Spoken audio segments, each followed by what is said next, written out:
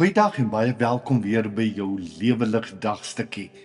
En in dag 336 gaan ons 'n bietjie verder met Filippense 2. En ons tema vanoggend is: wie is regtig belangrik? Filippense 2 vers 3 en 4. Moet niks uit selfsug of eersug doen nie, maar in nederigheid moet die een die ander hoër ag as homself. Julle moenie net elkeen aan sy eie belang dink nie, maar ook aan die van ander. Sukses is nie om bo ander uit te staan nie, maar om in Christus vas te staan. Wie is regtig belangrik? Ons leef in 'n wêreld wat konstant vra: wie is jy? Wat eintlik gevra word is: wat het jy al bereik? Wat besit jy? Hoe suksesvol is jy? Watse pos beklee jy? Wie ken jy? Waar bly jy? Wat ry jy? Van kleins af word ons geleer dat as jy in tel wil wees, dan moet jy wen, uitblink, bo uitstaan. Dis hoekom ons so rondskakel.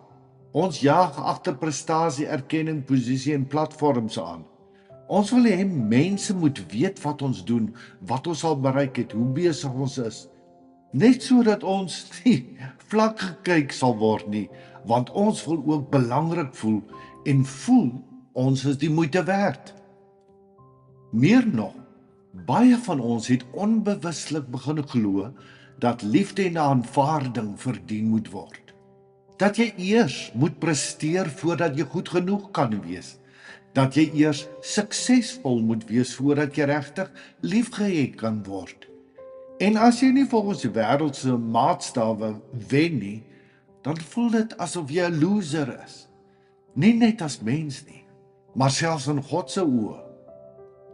Dan kom Filippense 2 en Paulus sny dwars deur hierdie manier van dink as hy sê: moenie iets doen uit selfsug of eie waan nie, maar ag ander hoër as jouself. Dit klink mooi en eenvoudig, maar dis radikaal. Want Paulus vra nie dat ons nou maar die wêreld se voetmaatjies moet word nie.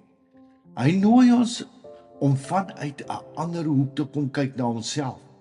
Nie vanuit wat ons het of wat ons vanuit ons eie vermoë kan doen nie, maar wel vanuit God se hoek en wat hy deur ons wil doen.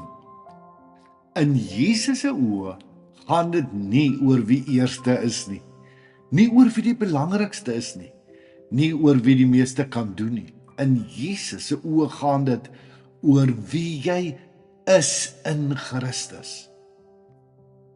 So, dit gaan nie meer oor wat ek kan doen nie, maar oor waartoe ek in staat is in en onder leiding van die almagtige God. Ek leef nie meer vanuit dit wat ek kan doen nie, maar wel vanuit dit wat God deur my kan doen. Dis 'n reuse verskil. Solank alles afhang van wat ek kan doen, bly ek vasgevang in vergelyking, vrees en uitbranding. Dan moet ek myself bewys. Dan moet ek wys ek is goed genoeg. Maar die oomblik wanneer ek leef as 'n koningskind, raak dit wat ek kan doen en dit wat ek bereik het nie meer die eindpunt nie. Dit word die oorgeepunt waar God in my swakheid sy krag kan volbring. Die wêreld sê, jy is belangrik as jy kan bewys wat jy kan doen. Jesus sê, jy is belangrik omdat jy myne is. En deur my kan jy meer doen as wat jy ooit gedink het moontlik is. Wie is regtig belangrik? Nie die een met die meeste vermoëns nie, maar wel die een wat leef uit die wete: ek is 'n kind van God en hy werk deur my. Ek hoef nie meer myself te verkoop nie. Jesus het my reeds duur gekoop. Iets om oor na te dink. Hoekom dink jy sukkel ons so om te glo dat ons die moeite werd is? Wat sê God oor jou as koningskind? Hoe gaan jy vandag begin om onder leiding van die Gees te word wat God oor jou menswees droom? Here, help my om te leef vanuit my identiteit as u kind en nie vanuit my eie vermoëns nie. Maak my oop vir dit wat U deur my wil doen, selfs wanneer dit vir my onmoontlik voel. Amen.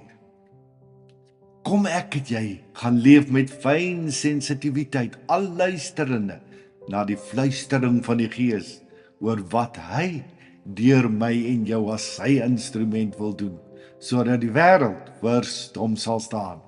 Mag die Here jou ryklik seën. Liefde groete, Charles Botha.